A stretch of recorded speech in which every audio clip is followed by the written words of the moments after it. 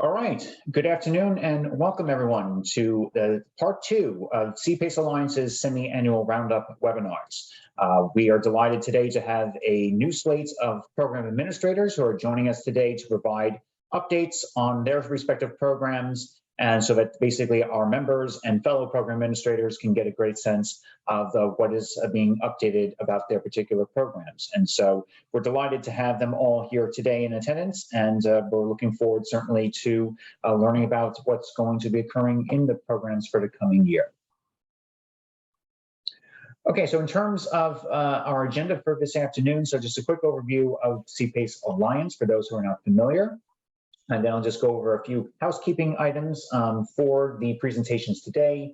And then the programs that we're going to be hearing from this afternoon includes the slate that we have here mentioned, which is, of course, Connecticut, DC Green Bank, Illinois' two different program administrators of IECA and as well as IFA. We also are looking at Kentucky's program, Massachusetts, Missouri, Montana, Ohio, Oklahoma, the two program administrators representing and being responsible for Texas, being Texas PACE Authority and Lone Star PACE, and as well as the Florida Development Finance Corporation as well and their program. So that is the slate of program administrators who will be talking today and providing their updates. All right, so as a quick overview of CPACE Alliance. So we are a coalition of capital providers and transactional partners committed to achieving, again, the public benefits of CPACE through their quality and quantity of CPACE financings. So we do a number of different kinds of activities in which case to do this, one of which is that we help to drive capital investment through technical assistance to different programs across the country, where we do provide our feedback and input on any particular changes that might occur with programs. And then certainly too, we also work on different efforts to basically help with getting obviously new legislation and improving on existing legislations in the states where they're active currently. Then we also do a number of different things on thought leadership, where we basically do a lot of different best practices papers and other white papers on particular topics that are of interest in this case in helping to create the CPACE financing industry, so that we keep on moving forward with as many of these best practices, so we create as uniform programs as we possibly can across the entire country that our industry will then certainly work within. And then basically, we also have done a number of work on developing and supporting different program administration models across the country as well, with the different partners in this case who you see listed here with their logos here on our slide here, where basically, again, we are made up of different, these different organizations, including capital providers and law firms and other sort of industry partners. And of course, we thank them for all being partners, of course, with the CPACE Alliance, because without them, our work certainly couldn't be possible. So we thank them for being members of our organization and partnering with us. All right, so then before we begin with the updates here this afternoon, just a few housekeeping items here for our audience. So first and foremost, if you are certainly not the one speaking here this afternoon, we urge you in this case to please keep your microphone muted and your video turned off during the course of this webinar. This is all in an effort to basically prevent interruptions and any kind of unwarranted kind of distractions, so that we're then being most respectful to our program administrators who are taking the time and the effort in this case to go and do this right now with us this afternoon. So if you have not muted yourself and you're not going to be speaking here immediately, I'm asking you please to mute yourself right now using the controls in Zoom. And then the way we'll handle questions, because each of basically our presenters today have 3 minutes, in which case to give their updates. And after those 3 minutes, we will then be able then to go in just a very quick period of questions and answers with each of the programs right after they finish their presentations. In which case, we'll take those questions in this case in the chat area in Zoom. So please just put your questions into that chat area. I'll be monitoring those questions throughout the presentations that are given, and we'll definitely get to as many of these questions as possible this afternoon, so that, again, we're getting the most, of course, out of these conversations today. And so, yes, so basically, I will have some set questions of my own as well as moderator on this call today that I'll go through as well. And then certainly, like I said, we'll get to as many of your questions as possible as well. All right. Well, so with that being said, we're going to get started with today's program updates that we have. And the first of which, we're going to start with the state of Connecticut. So, Catherine, my former colleague, the floor is now yours. Thanks, Nick. And hi, everyone. So I think my first bullet point didn't change much since the July sessions. We had a sort of slow end to our year. We're at 246 million in financing and 375 projects, with an estimated 4.5 million MMBTU saved. In 2022, we had an alteration to our enabling statute so that we can now work with efficiency projects. We can finance, rather not efficiency, I meant resiliency projects. And we can also finance EV chargers, and both of those are exempted from our SIR requirement, which would be obviously the only way those things could be financed by us. Then we've updated the program guidelines to incorporate the EV chargers, and we're working on designing the resiliency program. So our goals for this year, we're hoping to launch the resiliency program. And then we are also exploring ways to work with or alter our SIR policy to encourage electrification. We find that we sometimes have to reject projects that we would like to finance, particularly around HVAC work, because they don't meet our SIR. And that's, sort of in conflict with the goals of the state. So we're looking into what we can do, how we can alter that to be more successful. And then we want to close 23 deals and 31 million. Those are our goals for the year. All right, great. Thank you so much for the update, Catherine. A couple of high-level questions I have for you right off the bat here. When could we expect to see the draft guidance on the on how basically resiliency improvements are going to get qualified to get CPACE financing in Connecticut? And when they do become available, will it be open to public comment? Yeah, they'll definitely be open to public comment. We can't update our guidelines without that. So, but as far as when, I'm not convinced it will be, we're on a fiscal year. So I don't think it'll be by June 30th, but it will be within the calendar year. Got it. Okay. And then basically, when you're saying that you're going to go and tinker with the SIR requirement in order to encourage more electrification projects, which I think, would be a great thing.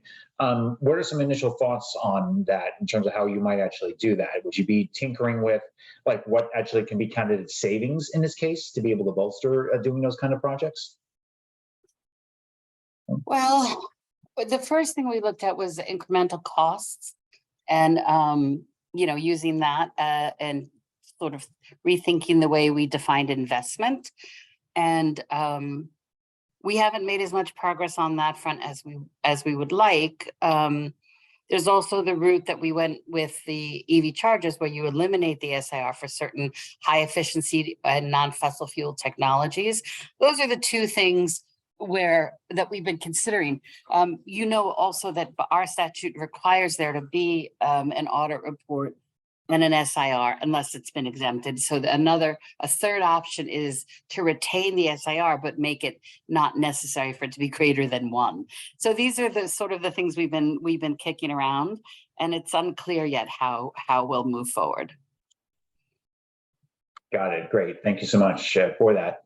All right. Are there any questions from our audience at this point? I've not seen any questions come in for Catherine in the chat area. So we'll give it a once, give it a twice. All right. Okay, Catherine, thank you so much for your update in Connecticut. And we're certainly looking forward to certainly these updates, especially on resiliency and SIR in the coming months. So I appreciate it. Thanks, Dick. All right. All right. And with that, let's go ahead and now get our update from Washington. So Ronald, the floor is yours. Good afternoon, everyone. The DC Green Bank PACE program was put in place about 10 years ago, 2013. We have done 44 projects totaling $87 million. We had a very good year last year. We did 8 projects totaling about $31 million. Some of the projects included a hotel, the 60 Brand Hotel, a healthcare center. We did our first co-op in the district last year. And we did a nonprofit, just to name a few of the projects we did. In terms of the 2022 achievements, I was brought on board last January. We fully transitioned the PACE program to the DC Green Bank, and we added 4 new capital providers. We just recently added an additional capital provider, and in the process of adding 1 more.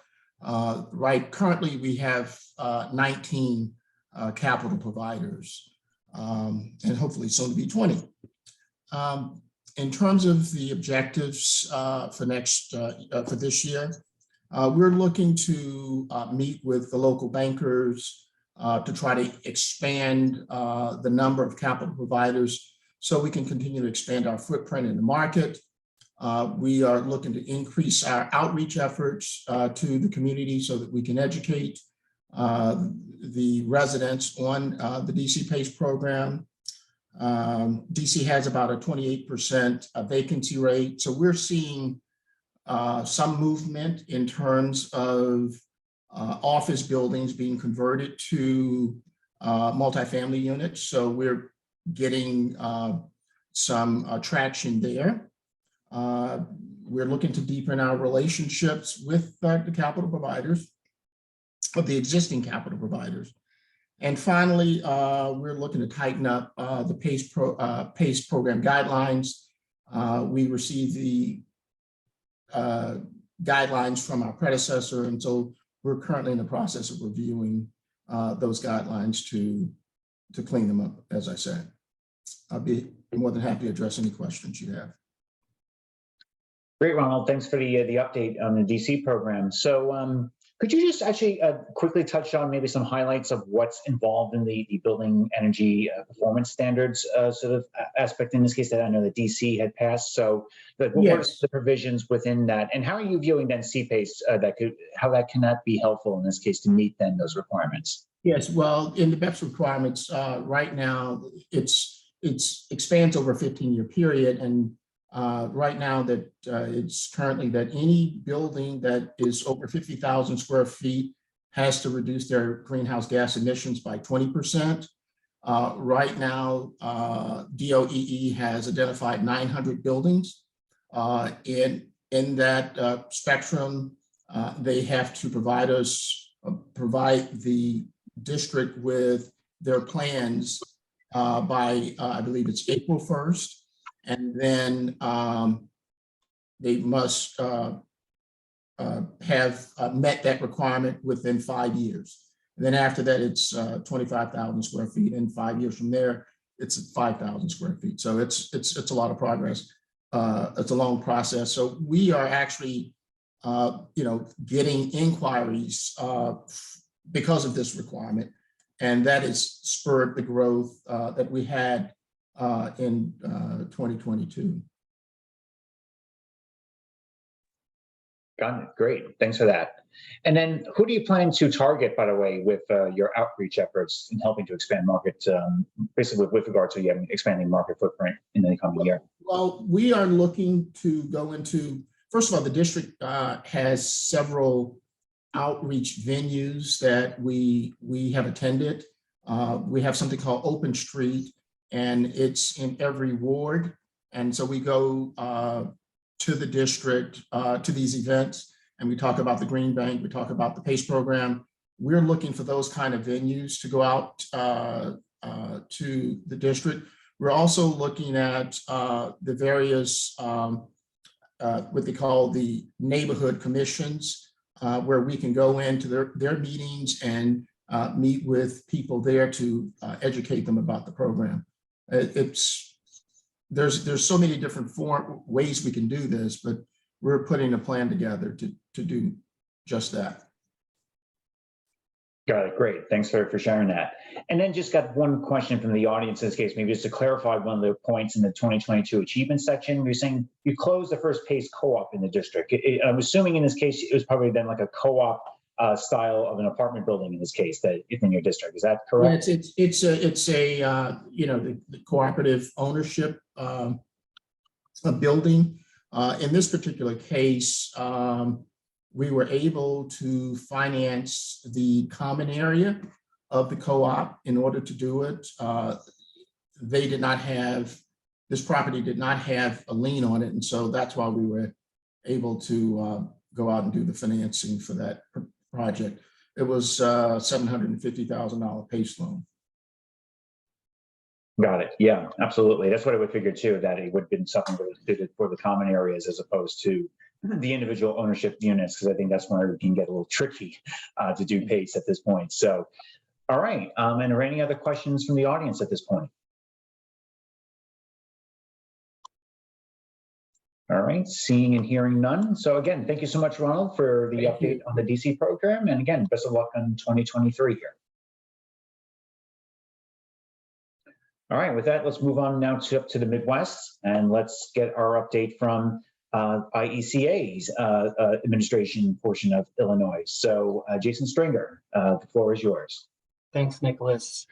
And thanks to CPACE Alliance for hosting this call, creating this forum. The Illinois Energy Conservation Authority, or the IECA, is a 501c3 not-for-profit corporation formed to bring innovative PACE program administration to Illinois. The IECA serves as program administrator in 15 participating counties that collectively represent 73% of the state's population, 80% of the state's GDP, and includes most of its major metro areas. The program also includes or offers our stakeholders 19 participating capital providers and over 100 registered professional service firms. As a whole, program stakeholders benefit from an open market PACE program that deploys a uniform set of program guidelines, transaction documents, and approval process that's deployed consistently across these jurisdictions, and it has the potential to reach statewide.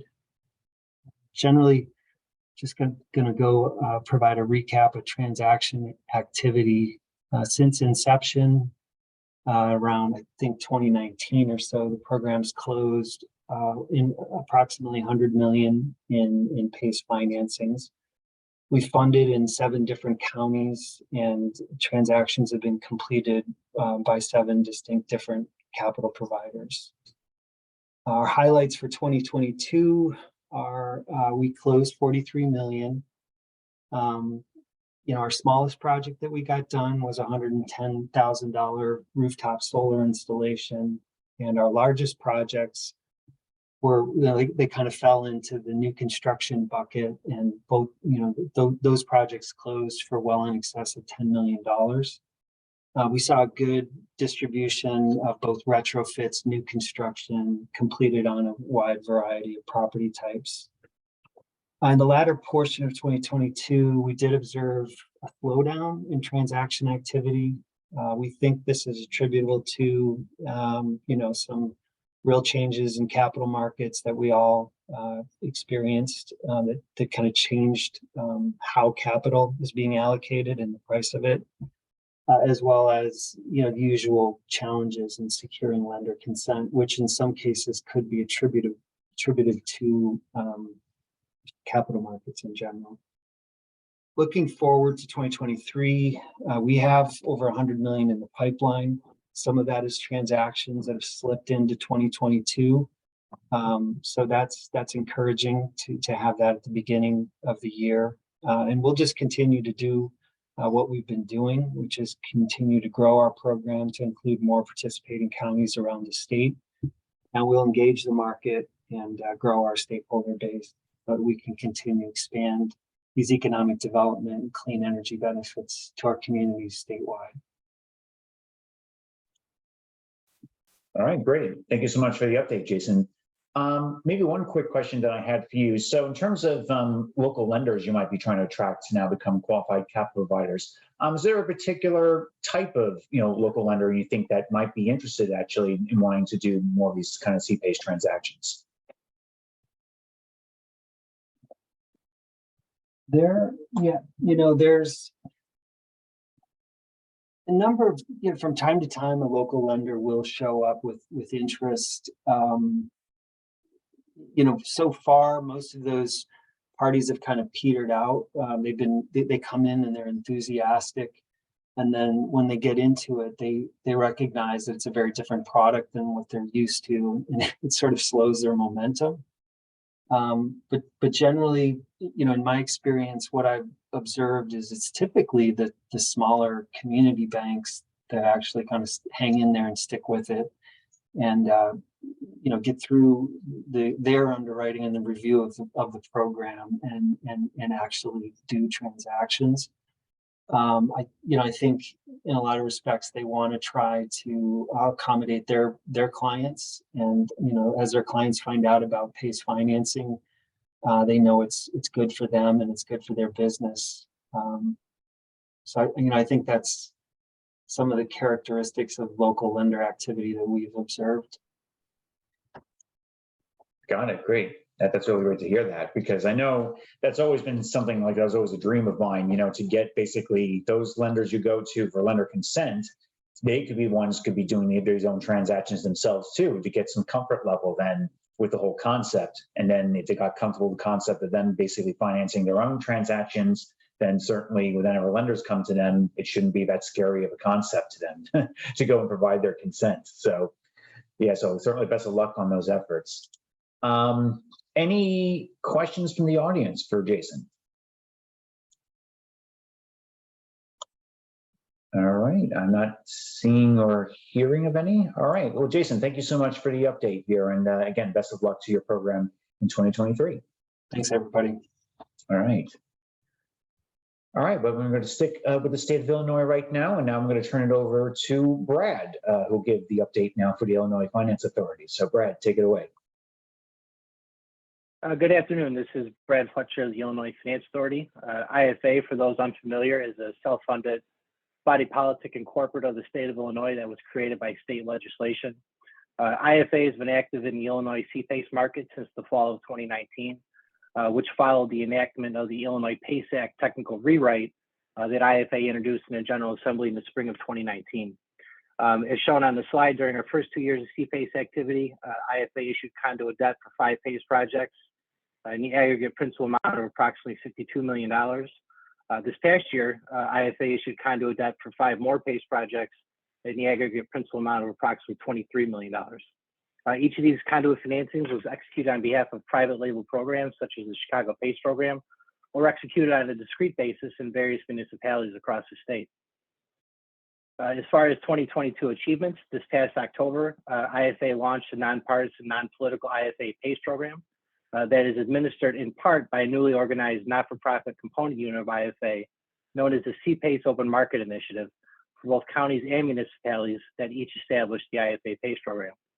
Under the program's open market architecture, that is, capital providers act as their own program administrators on a non-exclusive basis for their own account within guidelines established by IFA's affiliate.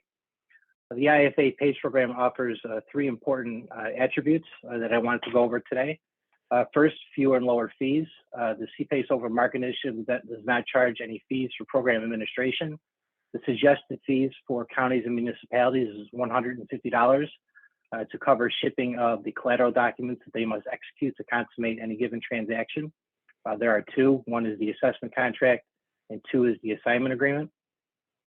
Secondly, the CPACE Open Market Initiative is independent and neutral because we are not competing with the capital providers on this call. And third, the IFA PACE program offers uniform program, PACE project, and financing documents. That is, the IFA PACE program uses a standardized PACE ordinance and program report for counties and municipalities, which in turn improves the standardized forms of the 2 collateral documents I mentioned earlier. But importantly, PACE projects in any jurisdiction under any PACE program can be financed by IFA under a standardized statewide open indenture. which thus obviates the issuance of conduit bonds or notes by counties or municipalities in otherwise fragmented market. With respect to our objectives for 2023 and beyond, quite obviously, IFA wants to be successful. We want the capital providers on this call of the CPACE Alliance to be successful, and therefore our target markets will be the target markets of our capital providers as approved. That concludes my presentation. Many thanks to Cliff and Nick and the CPACE Alliance at large for helping us get the word out today. Thank you. All right. Thank you so much for the update, Brad. We appreciate it a lot. So yes, and what do you expect to really be kind of like where the CPACE Open Market Initiative will go in this case? What are you seeing as the promise and the prospects really for it, for really expanding CPACE activity in Illinois in 2023? Yeah, so just in this month alone, IFA has already established the IFA PACE program in 3 separate municipalities. Each of those 3 municipalities has shovel-ready projects that we expect to close and finance within the next 60 to 90 days.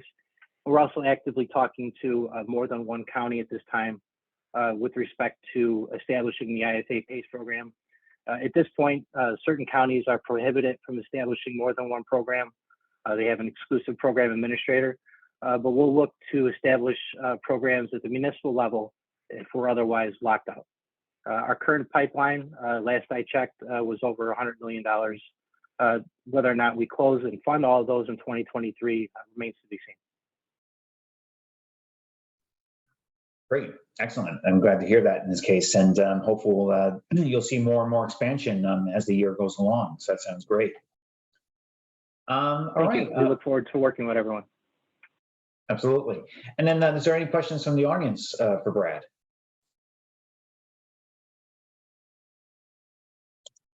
All right, I'm not seeing any from the audience. All right, well, again, Brad, thank you so much again for the update today. And again, best of luck with your efforts in Illinois in 2023.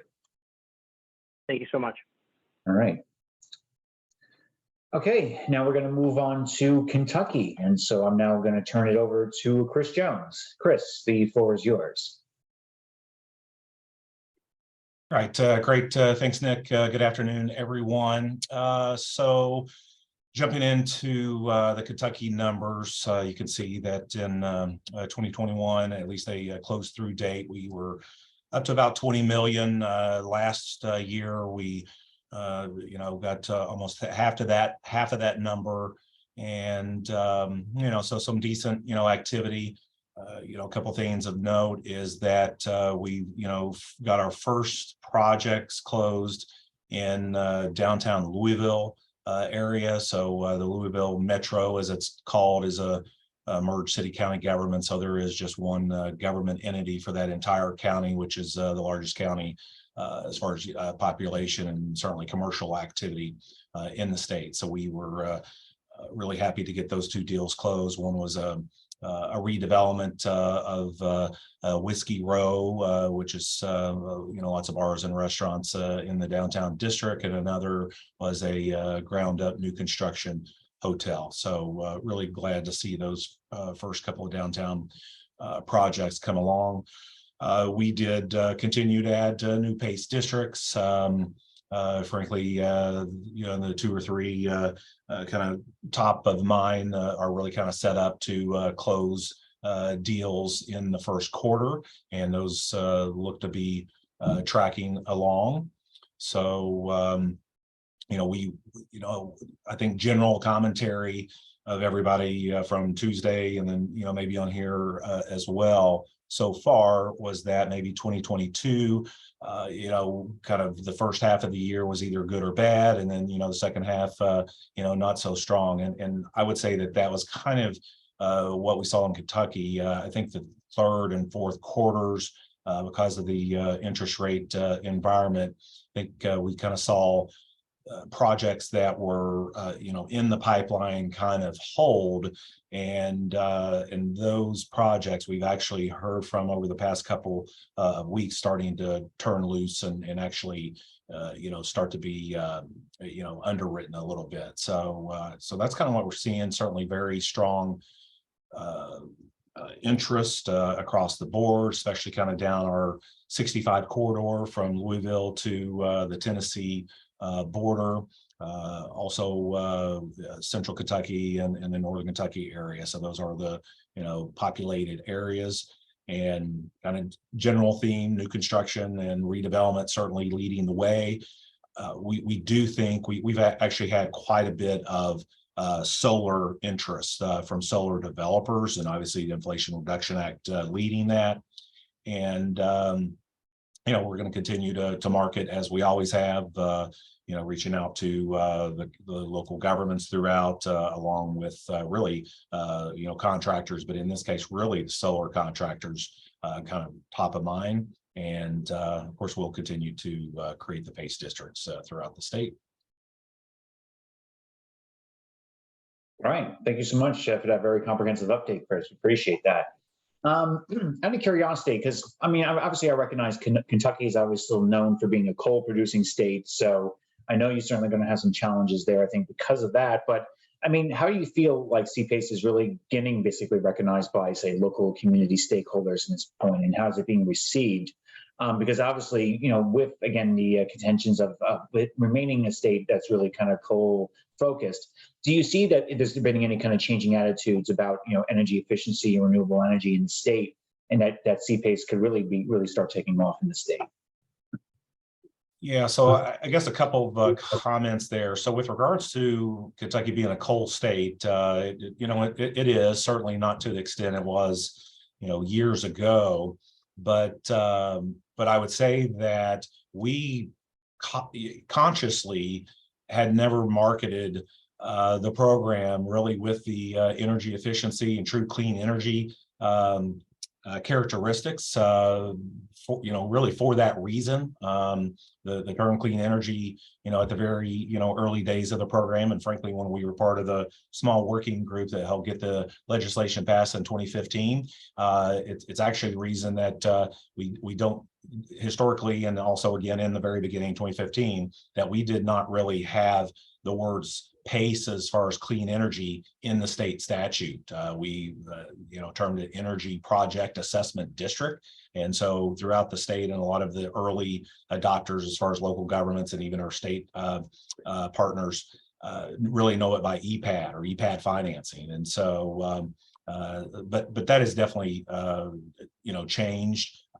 There is a lot of utility scale solar development in the state of Kentucky, and that is because of the strong corporate interests that have come into the state, again, down the 65 corridor, Louisville to the state line in particular, of course, 75 from the Cincinnati, Northern Kentucky area down to the Tennessee state line as well. And so anyway, we're very optimistic. I know that the new construction aspect continues to really add value to the developments that are taking place. So that's what really we've tried to market through the economic development channels that that we're a part of. Right, great. I really appreciate that perspective, especially with everything you've been seeing over these years. All right, is there any questions from the audience for Chris? All right, Chris, thank you so much. And I know we're going to be coming back to you a little later on in the agenda. So, but again, thanks for your update in Kentucky and best of luck there. All right, sounds good. Thanks. All right. All right, let's now head up to the Northeast and let's now check in with the Massachusetts program. So Wendy, the floor is now yours. Great, thanks, Nick. Hello to all. We've had a great 2022 here in Massachusetts for PACE. If you are familiar with our program, Mass Development is the Commonwealth's Land Bank and Finance Agency. We launched PACE in 2020. More of a soft launch to make sure that the program was operational, and we closed 2 projects there, as you can see listed. We closed 1 additional project in 2022, and what I would note in that project that you might be interested in here is that for that project, it was a repeat borrower. We did obtain mortgage holder consent. We've actually obtained mortgage holder consent in all 3 of the PACE financings that we've done in Massachusetts. The bank actually changed hands, who was the mortgage holder during the term of our closing process. So that was one challenge that we were able to overcome, still obtain the consent. And the other notable aspect of this deal is that the building owner has a ground lease with a state authority. So this was our first deal where there was an acknowledgement of the PACE financing that was in the ground lease extension that was executed in order to allow this PACE deal to close. So we're pretty proud of that. In 2022, we added 18 capital providers now on our registry. We've increased the municipality opt-ins to a total of 62. And if you're not familiar with Massachusetts, we do have 350 cities, and municipal opt-in is a requirement here in Massachusetts. Once a municipality is opted in, CPACE would then be allowed to be offered to its property owners. And the exciting part of the Massachusetts program, the most exciting part is that an amendment was signed extending our program eligibility to new construction, ground up new construction, which I know has been a question that was often asked of us over the years when we were going to allow that. So that is coming to Massachusetts. We did release a straw proposal in December of 2022, looking for feedback on our new construction guideline requirements. We gave a highlight of what we think that will look like. And so we're going through that process now. Other notable items in that amendment included changing the standards for approval in Massachusetts for a PACE deal, where the savings to investment requirement is not going to be required for new construction. That is going to remain in effect for existing building construction, but there will be a different approval and funding structure for new construction, which will be based on the total eligible construction cost. It also removed the natural gas line extension eligibility in Massachusetts that we previously had. So Massachusetts is ramping up for the new construction activity that we expect. We've added 2 full-time staff dedicated just to the PACE program.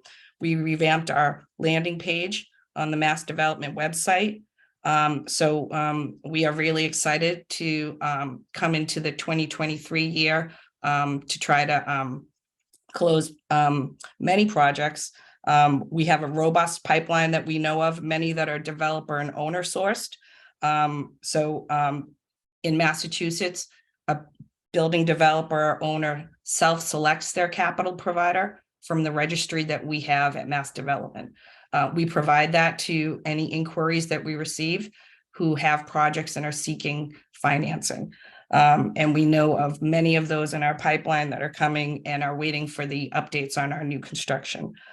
So that's our primary objective for 2023, is to roll out our updated guidelines to address new construction so that projects can begin applying. And that is going to coincide in Massachusetts with new state and local policies that are coming in. On the local level, we have stretch code requirements for each municipality that will require new construction to be electrified or more electrified or greener, depending on where you're located. So these align nicely with the PACE program, and we see a lot of opportunity coming. And that's it for Massachusetts. I'm happy to take any questions. All right. Yeah. Thank you so much, Wendy, for that update. And of course, yeah, with you just mentioning over 300 towns that are located in Massachusetts, that would probably make me never, ever then to feel bad anymore about the 169 I was trying to always get on board in Connecticut. So basically, I will stand pat, and I will no longer complain about that. But yeah, just then to get to obviously the main topic on new construction really here at this point, what is the rest of that process going to look like in this case for developing those guidelines? And what is an anticipated timeline for the release of the final guidance for its implementation? We're currently reviewing the feedback that we received. We're incorporating it as we believe it's related and necessary. And We are targeting a release of updated guidelines by the beginning of May, if not earlier.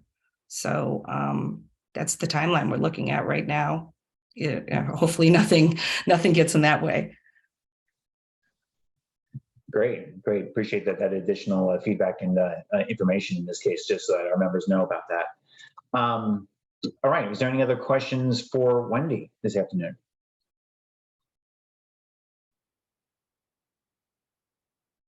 All right. Well, again, thank you so much, Wendy, for the update in Massachusetts. And again, best of luck, obviously, with the rollout of the new construction in 2023 and as well as all your other endeavors. So appreciate it a lot. Thanks, Nick. All right. So now let's move on over now to Missouri. So Josh, the floor is now yours. Thanks. Can you hear me? Yes, we can. You're coming through loud and clear. Great. Good afternoon. Josh Campbell with the Missouri Energy Initiative. As of last year, MEI now administers the statewide district Show Me Pace, which we have since 2015. But additionally, we have added on the city of St. Louis, the Set the Pace district, as well as the county of St. Louis, the Missouri Energy Saves program. We've spent most of 2022 working to streamline those districts, making sure that the policies, the oversight, the fees, et cetera, are as similar as possible, allowing capital providers to have a one-stop view when they look at Missouri and not have to worry about which particular districts it's in. As you can see here, for Show Me Pace, through 2021, closed about 30 projects for about 67 million. In 2022, we had 8 projects closed at 28.7 million. We, again, trying to initiate streamlined components. We've updated websites to all 3 districts and look to continue to grow the Show Me Pace program as it continues to add new municipalities for specific projects. For the city of St. Louis, we closed 2 projects in 2022 for $33 million. Both in 21 and 22, we did finance through Show Me Pace cannabis. Medical marijuana was allowed in Missouri. They just passed the ballot measure to allow recreational marijuana. So the market looks a little bit different. We have a large pipeline of those particular projects on our dole. The county of St. Louis didn't have any projects last year. So our main goals for 2023 are the continued streamlining of those processes, the growth of the St. Louis County program, and the addition of new capital providers and new projects. All right, great. Thank you so much for the update, Josh. And again, also too, congratulations, obviously, on taking over and having now a couple more districts under your purview. So again, best of luck, with all of that. So I don't mean you to choose. I don't want you to have to feel forced to choose, but basically of the 3 districts that now you're overseeing, which of the 3 do you think is really poised to show a lot of growth and opportunity here in 2023? Our pipeline is pretty split between the city and the Show Me Pace program. I think the Show Me Pace program has a larger pipeline than the city does, actually. Because it's broader in geographic footprint, we get a lot more interest through our open market program. We get a lot of developers or property owners that reach out to us, and all of those projects don't necessarily come to fruition. So it's tough to say as that goes, but I'd say Show Me Pace has the larger pipeline of the 3. Great, got it. And then we just obviously mentioned about, cannabis and the potential for that opportunity. I asked this question actually of the Michigan program yesterday, who was mentioning that they felt cannabis might be a good opportunity with CPACE. But as I had mentioned to them that, I felt that, investors in this case are still a little bit weary, I think, about getting behind and backing basically cannabis growers and like doing projects in this case with them. So what do you expect there to be in terms of the opportunity for working on these kind of cannabis projects using CPACE?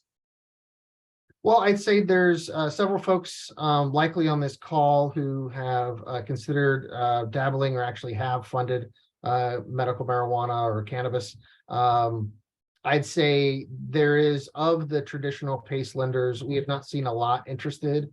And so we have taken it upon ourselves to find other PACE partners, specifically entities that may fund cannabis on their own outside of PACE, and introducing them into the PACE financing arena. I believe that there should be, 2 or 3 new lenders in the marketplace to handle that. I think it was discussed from Michigan earlier this week, is that the retail spots, the distributors, they're smaller. So unless they're connected to something else, it's hard to fund those. The 3 that we have funded have all been either manufacturing grow sites / the industrial sites, that one was connected to a distribution front. So I think it will really depend on that location and the lender's appetite for size.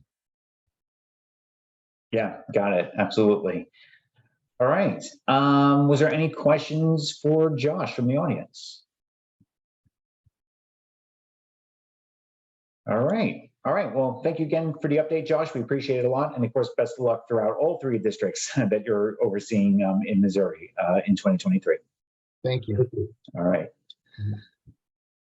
All right. Let's now move on further west to Montana. So Adam or Seth, the floor is yours. Perfect. I appreciate it, Nicholas, for giving us this opportunity. And real quick, I just want to do a shout out to Chris Jones out of Kentucky. Montana is also a coal producing state, so we definitely know the struggle of trying to get things passed here. We actually, internally, we cut out the term clean energy basically out of our entire vocabulary and just made everything economic development. Even really on the state side, where it's, commercial property assessed clean energy, in our legislation, it doesn't even say clean energy, it's commercial property assessed capital enhancements. So we actually had to change the name of the program itself to even get passed here in Montana, but it did.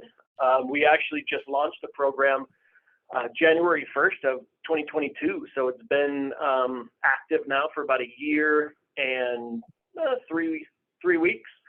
So we're really, what we've been doing for the past year is a heck of a lot of educational sessions and presentations to different kind of climate groups, to lenders, to local governments. We've done about 200 separate sessions and presentations during that time. And so for the past year, we have 9 separate counties that have passed their CPACE districts, which makes up about 52% of the commercial building stock in Montana. For that, we also have another, I want to say 5 local governments that are also interested in passing CPACE as well. We're already in talks with them for 2023. Once they pass their districts, we'll have more than 70% of Montana covered under CPACE. So we're really excited about that. In 2022, we also financed our first CPACE project, which was a private wastewater sewer system. And it was a $5.5 million CPACE financing that basically what it does is it's attached to a development that it's about 5 miles away from the nearest city. And the development's been practically unutilized for decades, because being 5 miles away, you have to try to pipe in a lot of water and try to have plumbing and everything else that would go towards this area.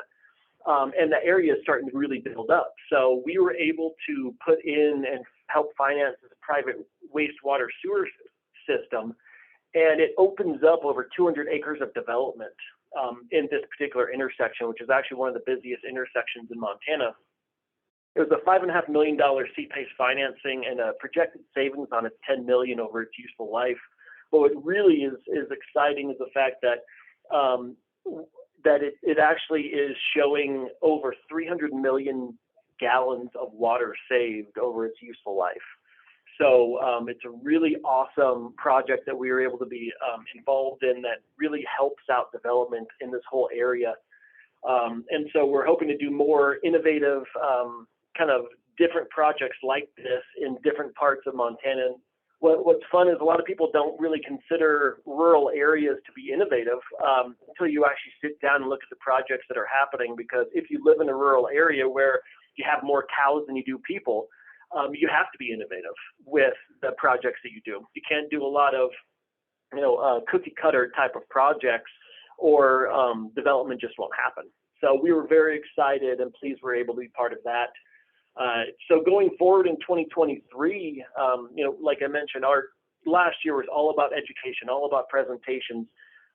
Just in the first, 3.5 weeks of this year, we've gotten probably 2 or 3 separate financings every single day coming in that people are interested. So we have over 20 different projects coming in, talking with local lenders, trying to get things going. So we also hired a specific CPACE program manager as well. So 2023 is really looking good for us. We're excited about this year. All right, great. Thank you so much for the update there, Seth. We appreciate that.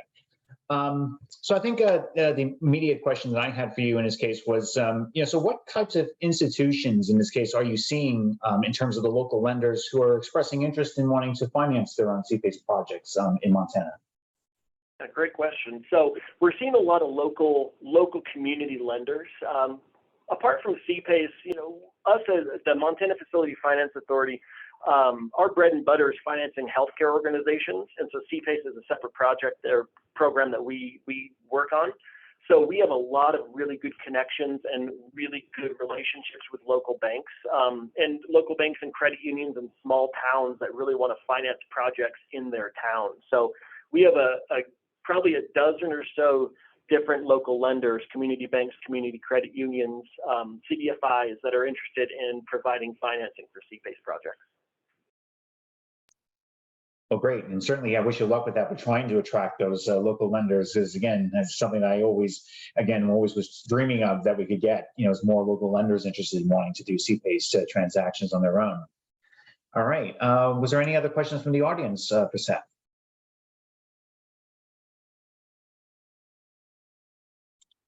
All right. Well, again, thank you so much, Seth, for the update. And of course, best of luck to the program in 2023. Very much. All right, so we're going to go ahead now back east to Ohio, and then I'm going to turn it again over to Chris Jones. So Chris, go and go ahead.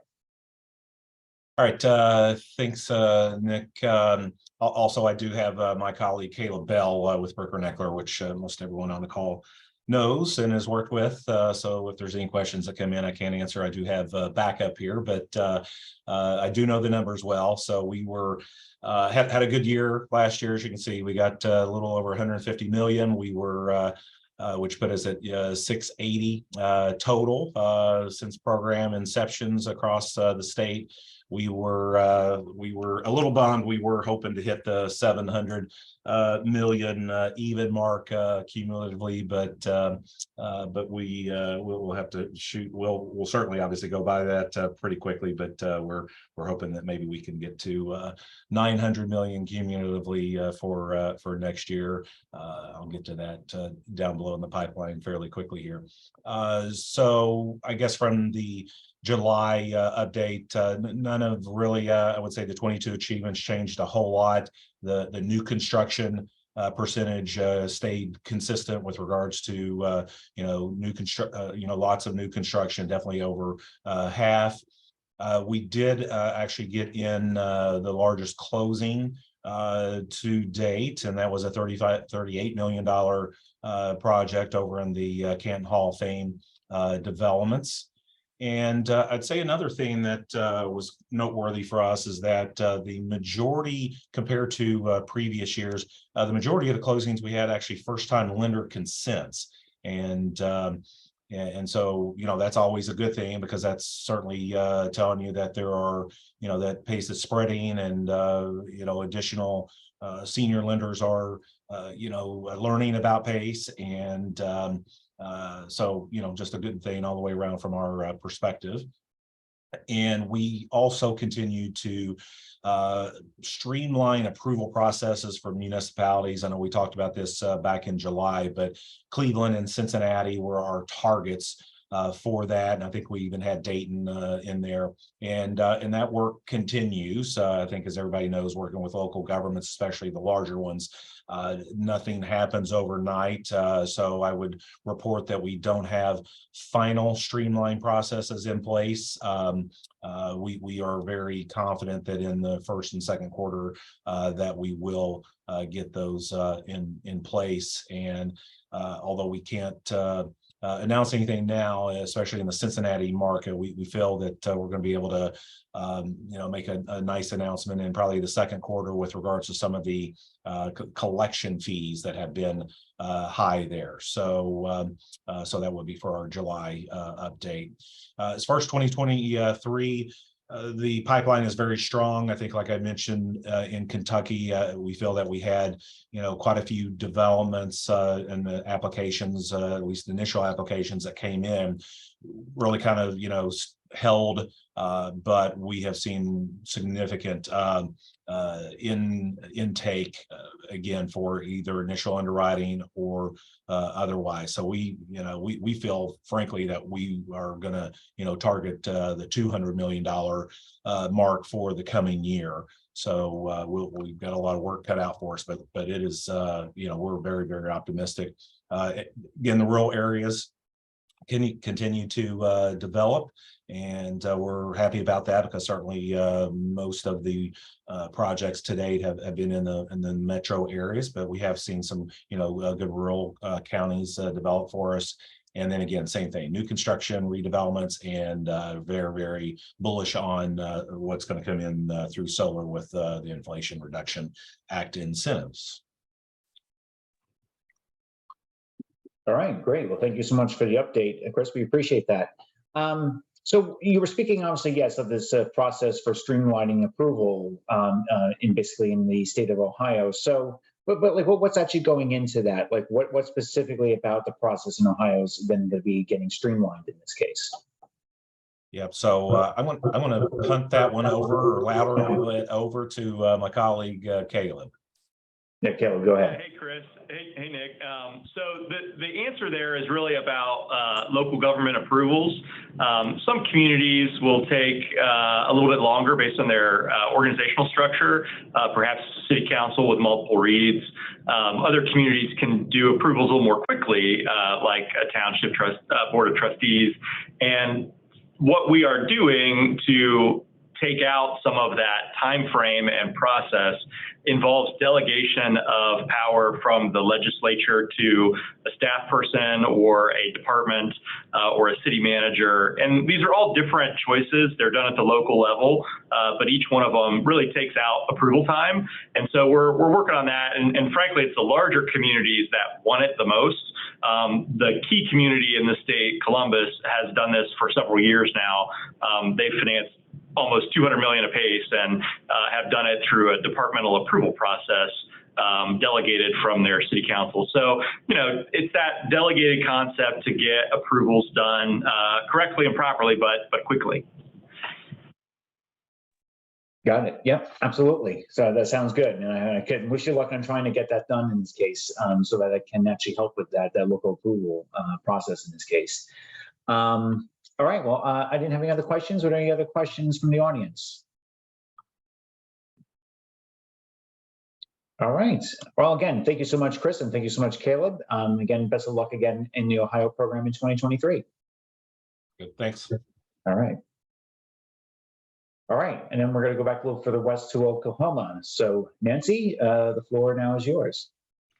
Hi there. Hi, everybody. Thank you. And thank you, CPA Alliance, for facilitating this semi-annual roundup. I appreciate it very much. Always glean quite a bit from listening to the report from other areas. So let me first explain that INCOG is not short for incognito. It actually is the Indian Nations Council of Governments.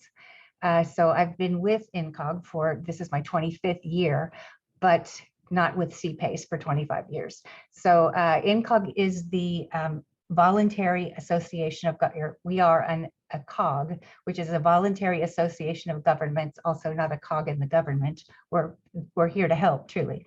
So a voluntary association of local governments and tribal governments also in the Tulsa metropolitan area. We're one of 11 sub-state, also defined COGs throughout our state for planning, economic development, environmental, aging associations. So we do planning and coordinating services to create solutions. So back in 2019, when Tulsa County, our largest member in northeastern Oklahoma and the main metro area, approached us wanting to look into CPACE, we eagerly got on board working with them and with the rest of the state to develop a program that fit for not only the larger metro areas, but our smaller communities and the modest sized urban areas that we have throughout Oklahoma, and have done that. So in 2021, early 21, we launched Oklahoma CPACE. The first transaction was closed within a month, in fact, in May of 2021. And 3 total projects last year, just over $10 million in financing. So we were quite proud of that. And in 2022, also closing 3 projects, just over $6 million in financing. Those numbers I'll mention don't include the Oklahoma County projects that have also closed. There were, I believe, 5 projects. I don't have the number there, the financing total, but that program is administered by a separate entity than INCOG, but it is the same program in all nuts and bolts. So it was very important. It's very important to them and to our state, to the Department of Commerce, that funded some of the initial work that we did in pulling this together. It was very important to roll out a streamlined program that works for everyone. And I'll mention also thank you to CPACE Alliance for helping us put this together, and some just invaluable comments and guidance as we went along. So in 2022, we expanded the counties, adding 4 additional counties. We're about to opt in our 10th county this coming Monday, and we completed a capital provider certification form. We've currently 15 or 16 registered capital providers. We simply ask for we just simply ask that a capital provider submits the form, the certification form, before the first project transaction, and returns that to us. So, and I'm looking, I've gone over my time here, so apologies for that. In 2023, we're looking to just really stabilize the county build out, cover the state, increase our volume, and increase capital providers. We appreciate those that are boots on the ground here. They've been invaluable to our efforts to expand CPACE in our state, and the other things that you see on the list. So I'll close for now and answer any questions anyone might have. Yeah, thanks. Sorry about that, Nancy. Yes, but no, very, very comprehensive update, and we appreciate that. So when you're saying that you're doing some strategic sort of outreach in this case, so basically with regards to doing, say, like this webinar for bank and mortgage lenders, I mean, have you been finding that there's been resistance from them to get consent, and that's then a reason why to keep doing the socialization of CPACE with them? So just like, what is the relationship with those lenders right now? Yes, I understand this is not unique to Oklahoma, but there have been some of our local lenders that don't want to give consent. Not many, but it takes quite a bit of understanding or of explanation to get them to understand. But in the process of that, we're realizing, well, they are interested in seeing if they can get on board as a lender. So I think earlier a colleague mentioned, the educational component to not only, hey, here's CPACE and it makes sense to be a partner and to give consent, but maybe you'd want to consider being a lender. So it's kind of a two-prong approach that we're intending to do.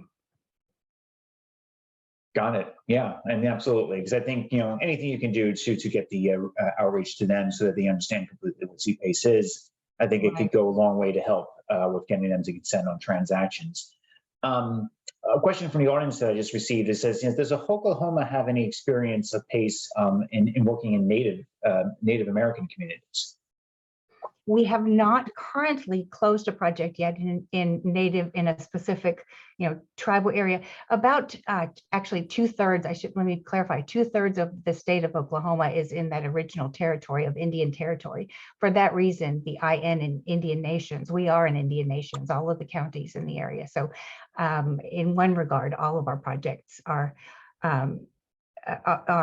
in tribal areas because the counties themselves run the property tax system for the tribal governments in our counties. So if it's a specific tribal owned building, that could be a different issue, but yeah, so yes, experience. We haven't closed a specific project on a commercial building that is owned by a tribal entity, but 2/3 of the state is tribal, originally tribal land that's still territorial to the tribes. Great, got it. All right, are there any other questions for Nancy from the audience? All right, I'm not seeing any. All right, so Nancy, thank you so much for the update, and of course, best of luck with the Oklahoma program here in 2023. Thanks a lot. All right. All right, going to move just a little further south now to Texas. And now I'm going to turn the reins of this over to Charlene. Charlene, the floor is yours. Thank you. It's nice to be with everybody today. 2022 was an extraordinary year in Texas. We closed 17 projects totaling $172 million. That is about half of our cumulative amount thus far. In other words, we closed as much last year as in all 6 previous years where we had projects combined. We also closed the largest PACE project in Texas at $40 million. So I wanted to take a minute and talk to you about why that happened. I think there are 2 reasons. First, keeping PACE in Texas, the policy organization in Texas that manages the PACE in a Box program, the best practices program we follow. Their technical standards working group, chaired by our state energy conservation office director, rewrote the technical standards manual. In addition to that, it much more user-friendly and includes a workbook for our contractors and engineering reviewers to use. In addition to that, the underwriting working group met, and all of our volunteer policy groups, the working groups, work collaboratively. So we can interpret the statute and recommend best practices to local governments as the collaborative groups can agree. And last year, our banking associations changed their policies a little bit to allow changes to be made in our definition. So the way we are interpreting intent under the statute and undeveloped lots under the statute both got a significant update and opened opportunities. In addition to that, the savings to investment ratio required in Texas also looked at and updated incremental. We looked and accepted incremental costs as well as incremental savings. And that has helped on the new construction side. So there were policy changes that mattered. But the other thing, the big thing that changed is that up until Uri, that winter storm that we're still recovering from, we may never recover from, water was free and power was free and money was free. And none of those things are true today. So to a great extent, the dramatic increase in energy prices, which we don't see changing anytime soon, has meant that there is now a pain point in Texas that I think all of the other states, property owners experience. Texas is catching up. And even once the financial markets straighten out, there's still going to be this pain point in Texas. So I think some of what you see from last year is Texas is becoming more like many other states in terms of the costs of energy. So those 2 things created the change in 2022 and lead us to believe that that this market is going to continue to grow at a much faster pace, pun intended. The other thing that has happened very recently, very much at the end of last year, is HUD has finally given us approval, given Texas PACE Authority approval to use PACE with HUD and FHA multifamily properties. So we're really looking forward to working with HUD and figuring that out. We have such a housing shortage, and now we can hopefully contribute to the solutions. Deb Taylor, who's on this call, and Deb, jump in anytime, created self-paced technical training, and that's been added to a new training portal. And so we are also hoping to really grow the number of educated contractors and engineers throughout the entire state. We see that as an important part of our growth. We expanded jurisdictions to 83 jurisdictions, reaching 73% of the Texas population. And you'll see from that map, we only have 218 counties to go. So Texas is big, which is why one of our 2023 objectives is to continue to maintain best practices that are trusted by these rural and mid-sized local governments, and to continue with uniformity to make it easier for all stakeholders to process PACE projects. Our other objectives are to establish mechanisms to help overcome the barriers to smaller PACE projects. We're looking at 1 million and below, and to ensure that PACE is available throughout Texas. So really appreciate the opportunity to work with many people on this call to work trying to get SBA involved and to look at other ways to make these smaller projects easier to do. Department of Energy came out with a local market assessment tool, which is something we've linked on our website. And when you add up the jurisdictions we serve, even with a savings to investment ratio of greater than 1, there is $15 billion in PACE opportunity in commercial properties at total in our 83 jurisdictions. That does not include multifamily or industrial. So the opportunities in Texas are enormous, and we are really hoping to continue to educate property owners, developers about this opportunity, particularly now with the market askew and our energy prices up. We know that developers and owners who really didn't think PACE was worth the effort earlier are now scrambling to find alternative sources of capital. So we welcome everybody's continued efforts in Texas to show them PACE, because they are looking seriously now. And our hope is that that will continue for a long time. And our pipeline would indicate that 2023 is also going to be a strong year. And then finally, the Texas PACE Act is 10 years old this year. So many people on this call served as mentors 11 years ago and helped get the statute passed, helped get this collaborative effort going, PACE in a Box. And so I just want to end with saying that we hope you'll celebrate with us and lift a glass to yourselves, because this could not be happening without everyone's effort. So thank you.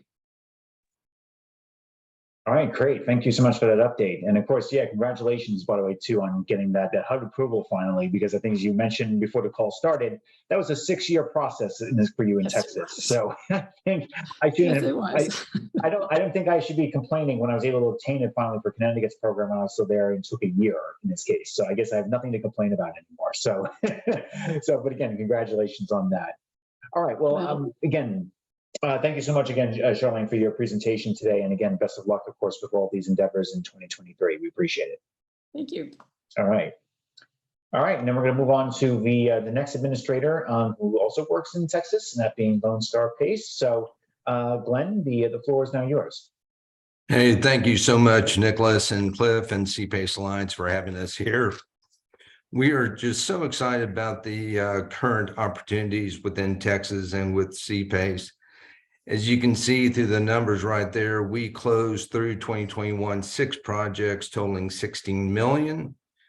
Last year, we were very excited to report that in 2022, we had 7 projects to the tune of 45 million, which was a significant increase. And it involved projects as small as 660,000 to new construction of office at approximately 17 million. So we had a wide range of gamut of properties that we had brought on board. Now, we expand our footprint with only 5 municipal areas, but I will say adding 5, we are strategically looking at bringing on these municipalities as we can service them, because it goes back to servicing and it goes back to taking care of the clients. And we really think long and hard about that. We had 195 face-to-face meetings, 20 webinars. We had 1 podcast with yours truly. And the deals involved that I had mentioned involved new construction, retroactive PACE, and retrofit projects. So we really went throughout the entire gamut. I just want to note the picture on the upper right-hand corner. I put that on there because we really tagged the line at the intersection of PACE, the environment, and economic development, because I think that right now, this is what we're really talking about regarding PACE.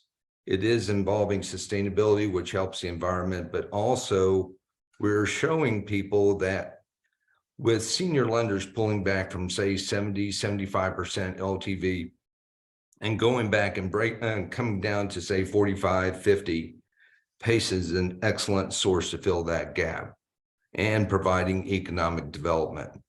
It's interesting, 3 years ago when I was calling a lot of my developer buddies in Texas, and they're going, Glenn, I've got my capital stack filled up. We're good. Thank you very much. Guess who's calling right now? Guess who's we're having meetings with as we speak? A lot of the regional developers are taking extreme interest in understanding the wonderful thing that PACE provides. So our objectives coming into 2023, I'll just hit the second one. In commercial real estate, you hear location, location, location. Guess what? With PACE, it's education, education, education. That's what we are continuing to do on a weekly basis. In fact, in January alone, we've already attended 4 conferences. We've had several meetings with economic development corporations and chambers.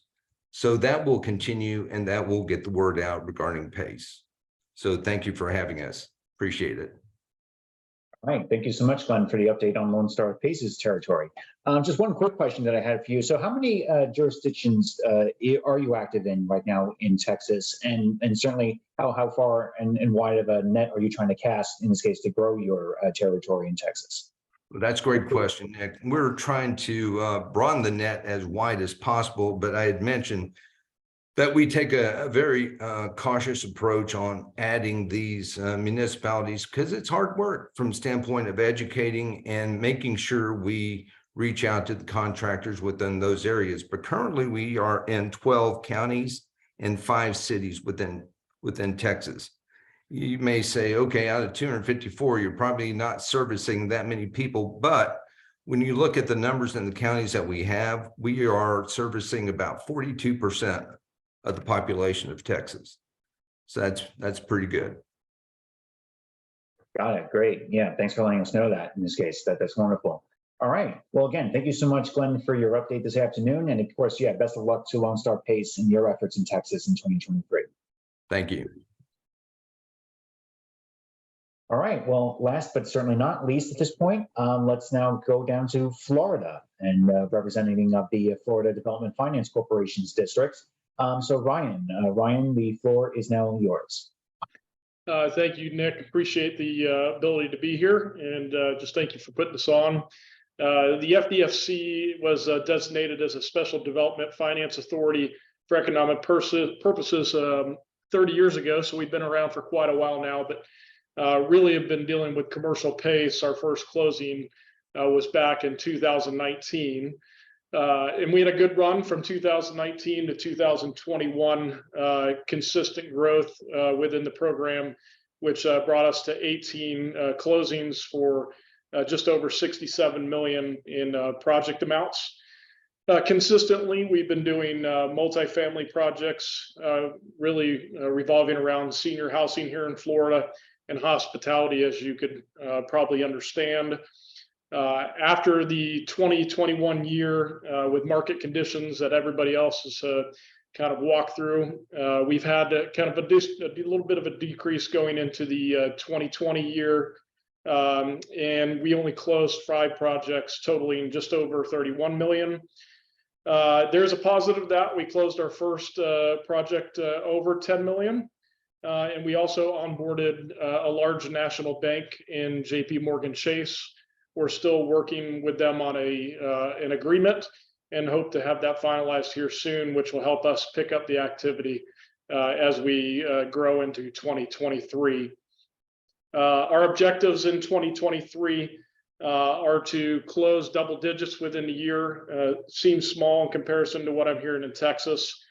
So making incremental changes to try to catch up to them. And we would also like to close over 50 million. And we've taken a large step towards that already. We've actually closed a project just this past week for 28 million. So we surpassed our 10 million and we've halved out our 50 million. So I think we're going to have a good year coming up here in 2023. We're seeing outside of hotels and multifamily here in Florida, we're seeing car dealerships that are looking to put in EV charging stations. We're hearing that the large manufacturers, Ford and Chevy, are pushing to having EV charging stations at their locations. So we have that throughout the state coming our way. We'll have quite a few closings. Solar at gas stations, which is new to me, but it looks like it's something that's becoming big here in Florida. We are looking to expand our footprint as we always do. The Panhandle's kind of our ideal area to kind of grow that. And we're also having to protect some communities where we have some battles going on with the Realtors Association, but we're hoping to change that in the coming days and coming months. So, and as everybody else had indicated, we're developing a partner education and training program. Like to model it maybe after Texas Pace Authority, but reaching out to banks, developers, government officials, and commercial property owners to get them trained up on what we're doing here in Florida.